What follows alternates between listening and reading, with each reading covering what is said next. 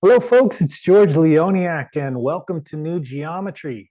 Today, I have 10 amazing discoveries that I believe are totally new to sacred geometry. So please join me for this super exciting video. It's going to introduce many new techniques that you could probably utilize right away and introduce some other forms based on a nonagon polygon that we're going to be working with throughout this video.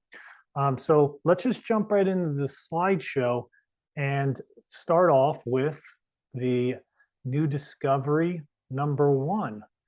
And this one is totally took me by surprise because after thousands of years of geometers working with the flower of life or this flower petal design, for me to discover that the phi ratio was contained right here at the intersection of a circle that is, half the circle radius of the large circle here. If you just draw like as if you're drawing an equilateral triangle, that line that you're drawing there, as it intersects the petals of the seed of life, this flower that I'm call the golden flower in the middle, divides this line into phi proportion right there. And this can be utilized in a lot of ways with all sorts of drawing techniques, which I'll show a few examples of in a minute.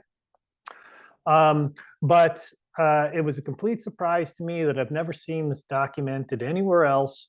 I double checked it on GeoGebra to make sure that in this simple construction here, that when that circle intersects that line right there, you basically have a 1-inch line from B to C, here it is. And the BCI length is 0.618, and the reciprocal of it 0.38. If you divide those two, well, that's phi 1.618. So that was totally cool. And the next new discovery related to it, well, it did it again. It was amazing again that this also works if you draw a hexagon in the seed of life and you create the beginnings of another hexagon that would be at the midpoint of the dividing location.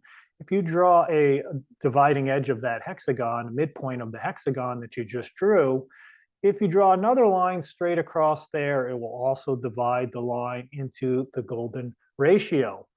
So once again, I can't believe this isn't out there anywhere. If it is, please correct me if I'm wrong.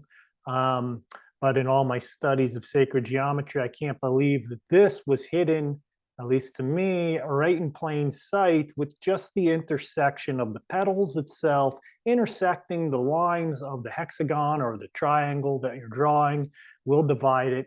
And I just did a kind of fun little cube octahedron, because if you draw the cube octahedron, which has a triangle and square faces, this is the vector equilibrium, you're automatically dividing some of these edges, the hexagon and the triangles, into the phi proportion here, blue and red lines indicating that there.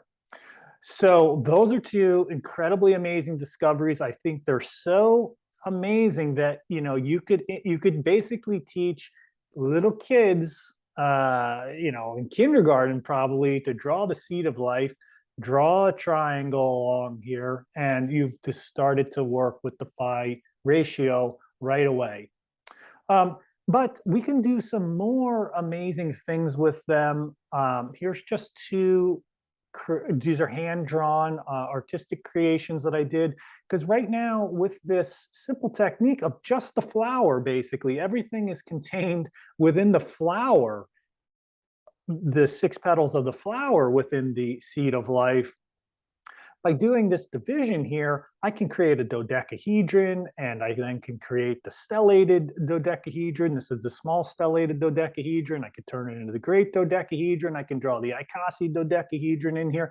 I could draw pretty much many, many forms, the more simpler ones within this simple construction here. Now, I'm saying the simpler ones. Basically, this is already a huge upgrade from what sacred geometry presents with Metatron's cube, which I've talked about in a lot of my videos. First of all, you're drawing lots and lots of circles to a thing called the fruit of life and, you know, the whole flower of life, and many of these circles to basically draw these Platonic solids incorrectly. But with this one here, we could do it all very easily with just one flower. And in this one, I've done kind of a little 6-around-1 situation and used the second technique of creating the outline to develop the phi ratio edges to do these three forms, including the rhombic tricontahedron, which is the combination of these two forms together, the icosahedron and dodecahedron, along with the octahedron, cube, and tetrahedron. You might be asking why they're tilted, because that's how they are within the forms when we put them into the dodecahedron, for instance.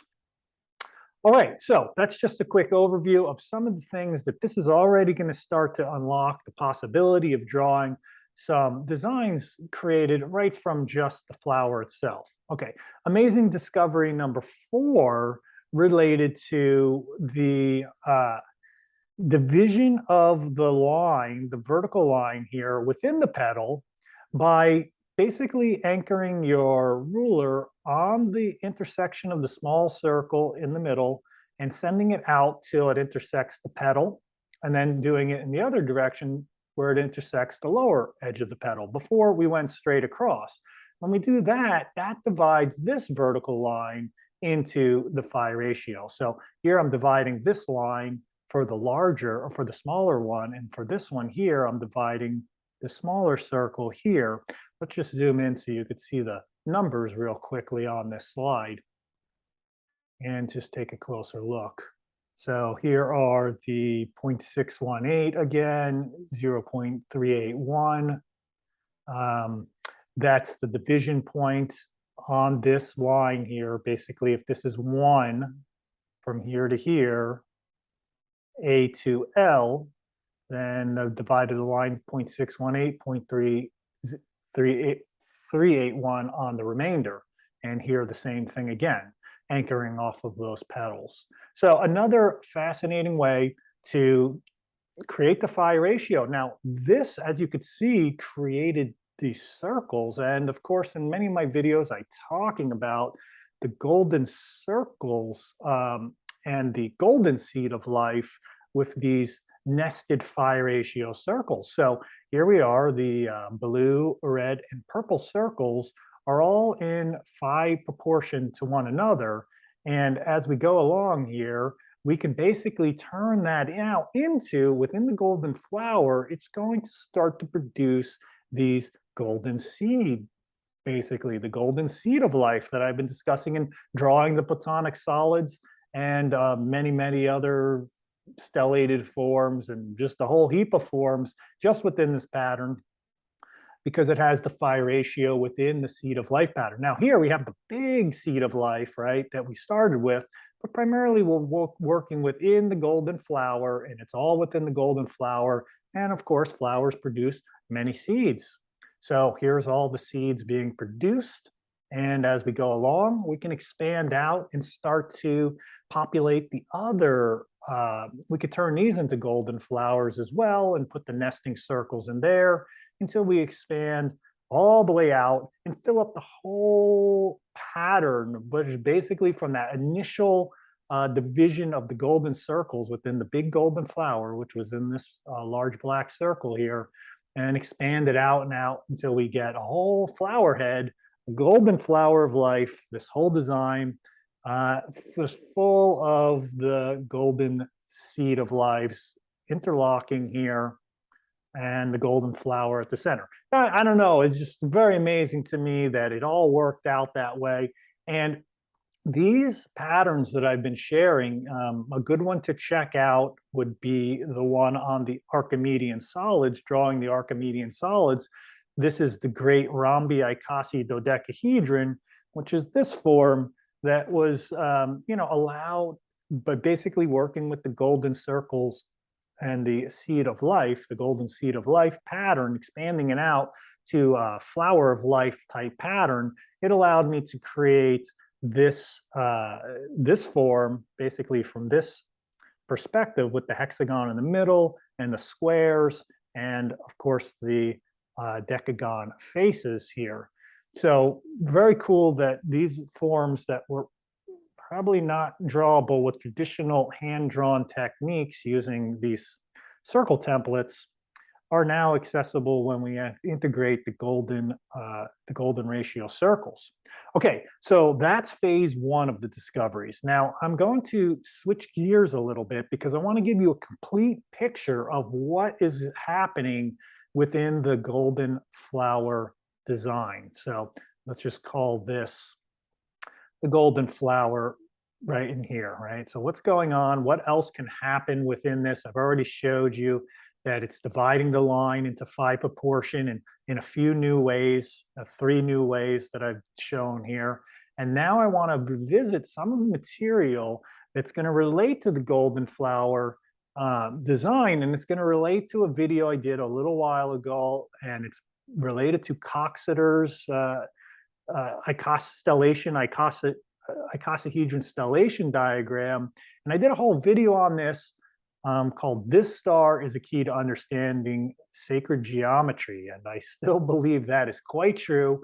I would highly recommend you check out this video because in this, this is basically from a little program called ZonePad, where I was able to create the forms off of this. This is a flat star, build all the Platonic solids off of it, rotate them around so you're able to visualize and see how our two-dimensional geometry of something that's flat like this is going to grow all these forms. And I build it way, way out until we get to it being nested in the dodecahedron. So that star that we're looking at as flat right here is actually part of a polygon or a star that is an enneagram or nonagon shape that is 1, 2, 3, 4, 5, 6, 7, 8, 9 points. It looks like this star here, and it is the stellation diagram, which you can produce 59 icosahedra from. Now, this probably most people interested or into sacred geometry probably know very, very little about, because what I've observed is that in the popular sacred geometry books, they have hung out primarily with the most basic sacred geometry that you can work with. But other geometers who are more of a mathematical orientation in the science that continue to push the field forward, like Coxeter and others, they were going off in terms of sacred geometry. They were doing some incredible things and figuring out how to create amazing new forms based on all sacred geometry principles. But when I first got a book like this and tried to understand what was going on here, I was like, boy, I don't know if this stuff relates to sacred geometry at all. I can't find a connection how they're making these forms or what all these patterns are. Yet the link has now been thoroughly made between all the material in that book, and I'm going to show you right now how this star that's in this echidnahedron is basically at the heart of sacred geometry in the most simple design that you could probably ever do.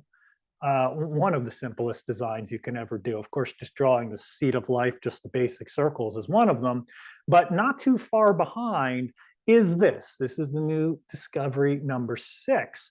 The whole icosahedron stellation diagram that Coxeter, found in 1937 is right here in this golden flower design. So if we drew these 6 circles and just focused on these petals, and we did what we did before, we created the circle within that's half the radius of the large circle.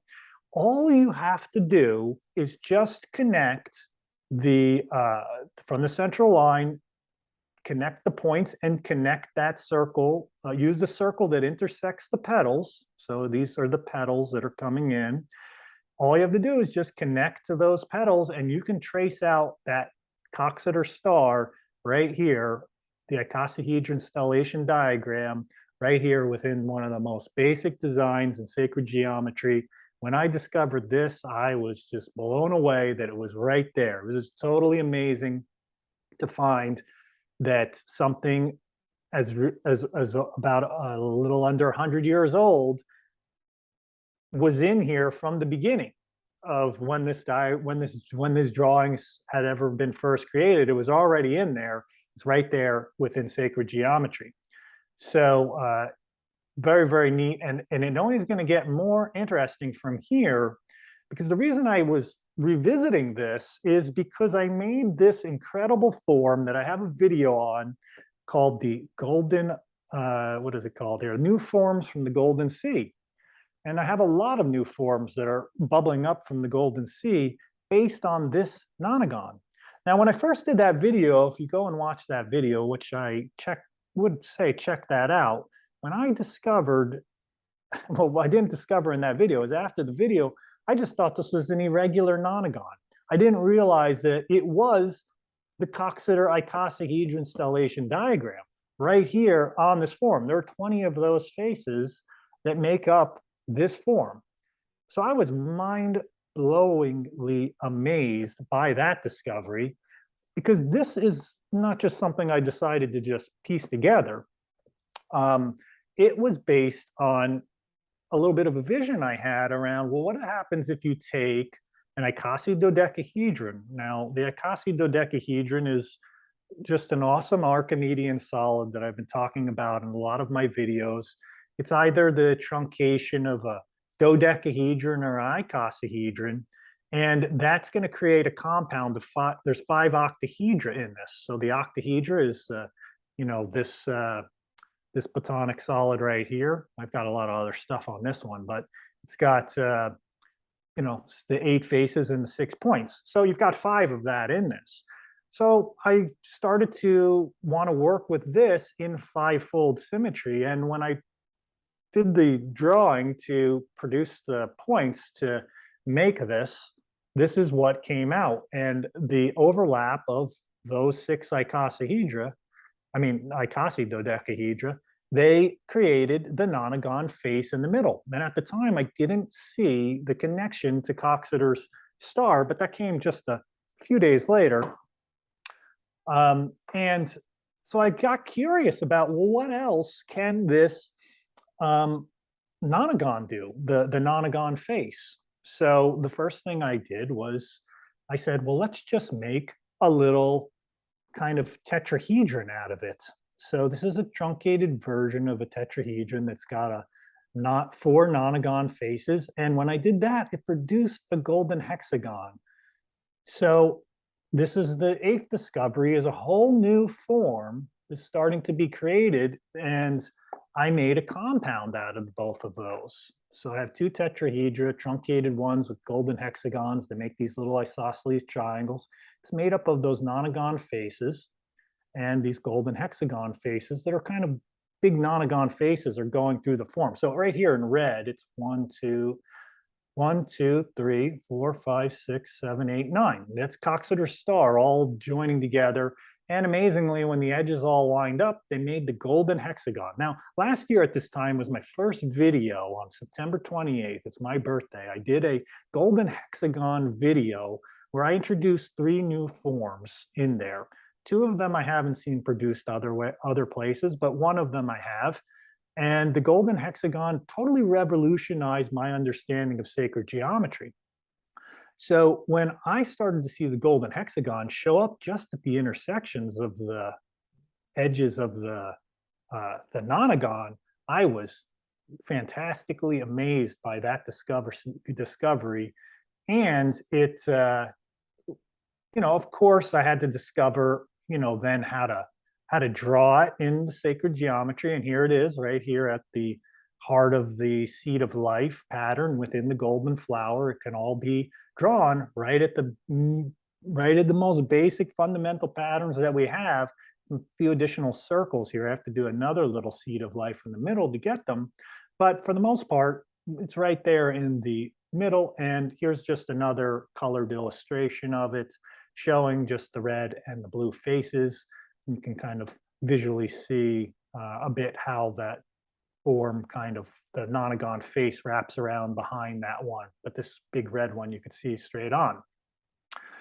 All right, so that form, let's just back up.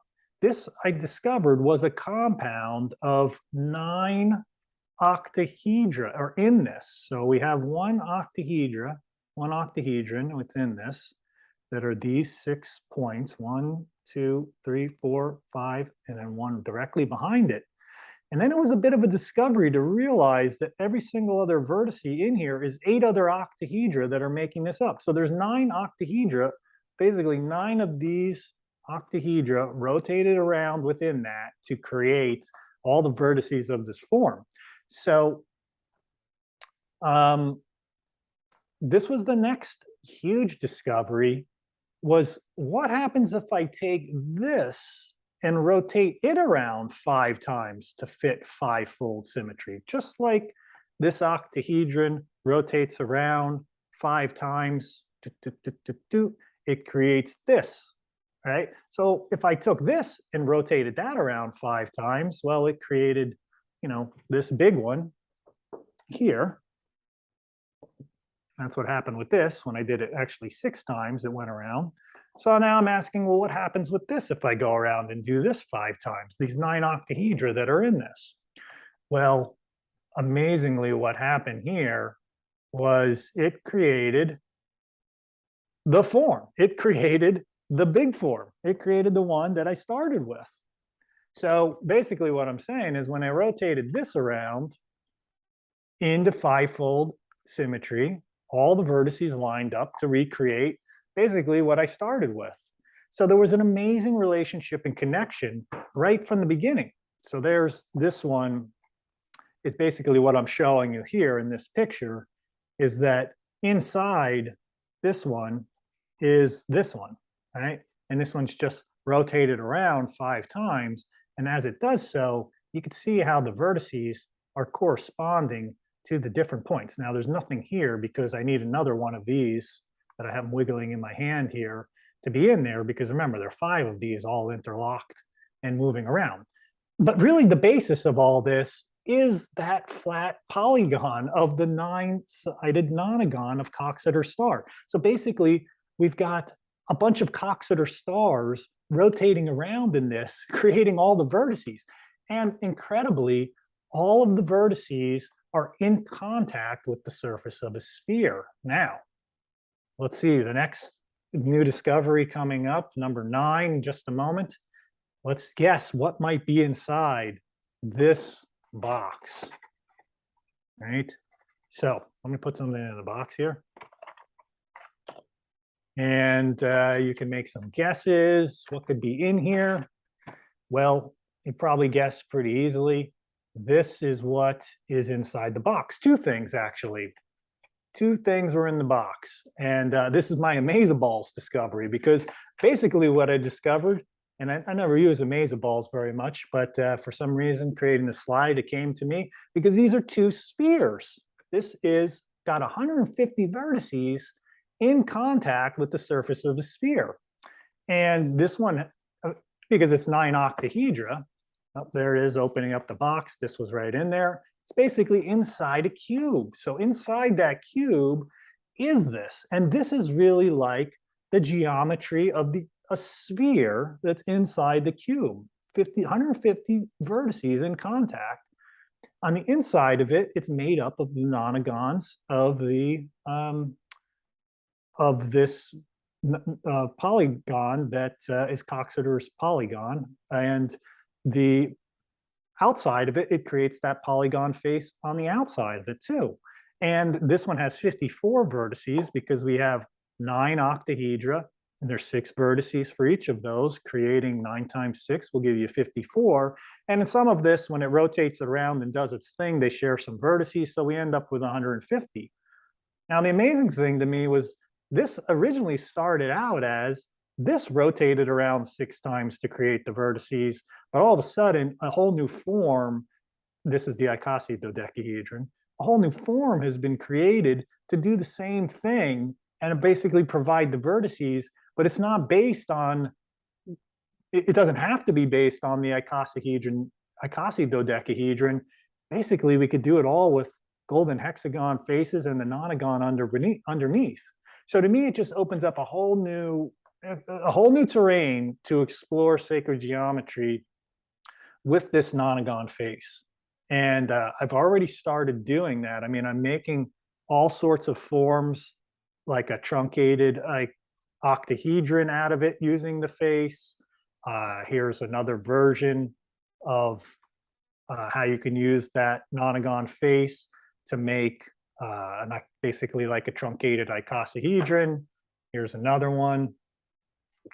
I don't remember what this is, but it's something cool that I have to learn more about, because this is a whole new set of polyhedra that are basically using the polygon that is at the heart of sacred geometry, as I've described, because it's so simple, it's right there.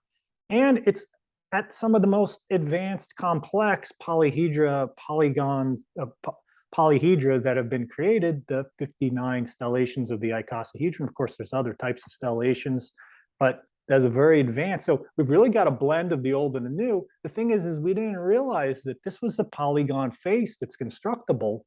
And it's really the one that's given to us by creation to work with in its relationship to the polyhedra. Because really the regular nonagon, because remember, this is an irregular nonagon because its faces, its edges are not all equal length. So, if we're looking at this, it's got different edge lengths. But if it is all equal, then it's a regular nonagon. And that one is pretty much, it's not constructible. It doesn't really blend into the sacred geometry. I know a fellow out there, Robert Loves Pi, has done a few forms with them. But I bet you if you looked at those forms, you would see that there's not much internal relationship to the rest of the polyhedra that are out there. It's more structural, just fitting edges together on the outside, but the inside doesn't have all this interconnected internal geometry.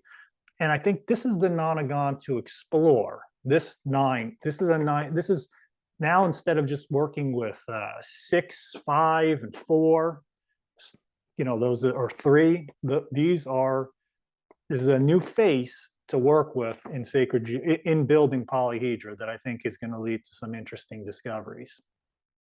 So here is the amazaball that is inside the blue. This is the sphere that is inside this cube. So this blue sphere is in contact with every face, or the 6 faces of the cube, right? This is a standard view of the cube from the seed of life, let's say. And just picture this little sphere containing this form that I've been showing here right inside it. And it's inside the sphere of that is this. And it has golden hexagon faces and the nonagon with inside. It's so cool to me that it does that, that it's just in the sphere. It's like so fundamental. Sacred geometry is the sphere, and this is like the internal geometry of the sphere, but it's not just this, it's really this whole thing. And now if I compound this, we can eventually maybe populate every point on the surface of the sphere just by rotating this around over and over again, and we'd end up with it. Okay, so this has got 54 vertices, this one in contact, as I've mentioned. It's got these 8 golden hexagon faces. Because basically what's happening is it's kind of like it's like a star tetrahedron in a way, because the two have compounded and they are tetrahedron. And I originally discovered what it would look like because I studied this tetrahedron. I printed it up with the form as it would be in there. So this is the face right on the side. And then I just, asked some questions and did some geometry to figure out what's going to happen if I remove the little cap and just have this left. And that's what kind of led to the next phase. Now, of course, this is just one cube. Remember, this is one cube of a 5 cube compound, which would make the dodecahedron. So automatically what will happen is if we take this cube and we rotate it into 5-fold symmetry, well, then when we do that, if this is the form that's inside that, well, then when we rotate this one cube around to make this dodecahedron, because remember, there's 5 cubes in this, and we're only looking at 1 in our drawing. If we rotated this, and this went along for the ride, basically, if this form went along for the ride as this one, that cube moved around, and we have 5 more cubes, well, then it's going to create this. And this will just be right inside the dodecahedron. So maybe that's a good way to look at it. Okay, the last new discovery, we're coming to a completion here. We've gone through to 9, and now we're going to 10. This is the union, the completion union of 2 golden hexagons that create the nonagon in the golden flower. So this was another very, very amazing discovery that just shows me how infinitely amazing sacred geometry is and how infinitely amazing these discoveries are, is that what makes up this nonagon? And I'm showing you here in a more creative representation of it.